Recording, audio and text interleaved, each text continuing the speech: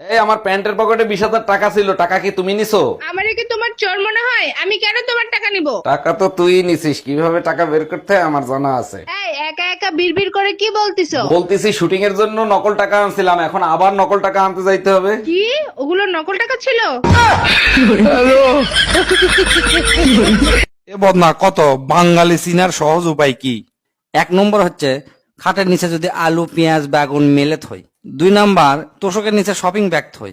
3 number আইসক্রিমের বাক্সত আদা রসুন বাটা ফ্রিজে থুয়ে দেয়। 4 নাম্বার হচ্ছে কাপড় ধুয়ে কাপড় ধোয়ার পানি পায়ের উপর ফালায়। হাত চুলকালে মনে করে টেকা আসবি। আর লাস্ট সেরা জামা পাপোশ বানালেই বুঝে পারবো এরা হচ্ছে বাঙালি। আমার মহারানীর রান্না বান্না কি হলো?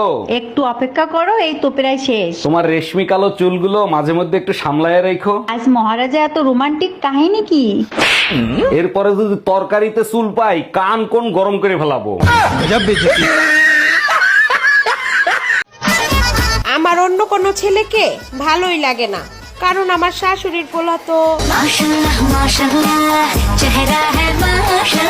আমার সাথে মার্কেটে চলো, বালতি নষ্ট হয়ে গেছে, বালতি কিনে দিবা। আমি পারবো না, এই নাও টাকা, নিজে গিয়ে কিনে নিয়ে এসো। কেন? আমার সাথে মার্কেটে গেলে কি তোমার মান ইজ্জত চলে যাবে নাকি? এর আগের বার ঝাঁটা কিনতে নিয়ে গেছিলি, 10,000 টাকা দামের শাড়ি কিনে নিয়ে এসিস, শালির বিটি। ভাবি শুধু দেখাই গেলেন, শীত চলে যাচ্ছে, কিছু আর দিলেন না। তা তো না হয় নিব, কিন্তু ভাই যদি চলে আসে তখন কি করবেন?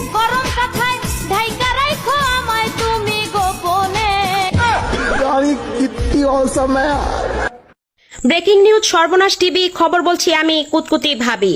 শিরোনামেই থাকছে খেলার খবর সাকিব আল হাসান। দীর্ঘ কয়েক বছর ধরেই ছোট টেনিস বল দিয়ে খেলাধুলা করছেন সাকিব আল হাসান। হঠাৎ তার মনে হলো ছোট বল দিয়ে খেলা আর নয়, বড় বল হলে খেলতে ভালো হয়। গোপনে অনলাইনে অর্ডার করলেন বড় বল, খেলা প্র্যাকটিস করতে চলে গেলেন চাংচুং ইংলিশ হোটেলে। গোপনে খেলতে খেলতে হঠাৎ 3 নাম্বার গোল দিতে গিয়ে বল নিয়ে পড়ে গেলেন জানালার বাইরে জনসম্মুখে। ঘটনাটি তদন্ত করে জানা যায় সাকিব আল হাসান যত সুন্দর হোক ছোট বল নয়, অসুন্দর ডাব্বা যাই হোক তবু তার বড় বল চাই। এদিকে জনগণের গন্তব্য এক বিচার এক দফা, হারামজাদা বড় বল দিয়েই খেলবি যখন, এতদিন ছোট দামি বলটা খেলে খেলে নষ্ট করলি কে? পরবর্তী খবর জানতে ভুয়া সাংবাদিক সাকিব আল হাসানের পিছে পিছে ঘুরছে। জানতে পারলে আপনাদের সামনে নিয়ে আসবো জলদি। আপাতত আমি বিদায় নিচ্ছি কুতকুতি ভাবি। হ্যালো আম্মা। কিরে মা, কালকে তো ঈদের বাজার করা হয়েছে তোর? না মা, এই বাড়িতে আমি আর কিছু কিনি নাই। বছরের একটা ঈদ কিনোস না? আমার আগে কস না কেন? আমি টাকা পাঠাই দিতাম, ওই দিয়ে কিনতি। না মা, এখনো কিনি নাই, দেখি পরে কিনবো।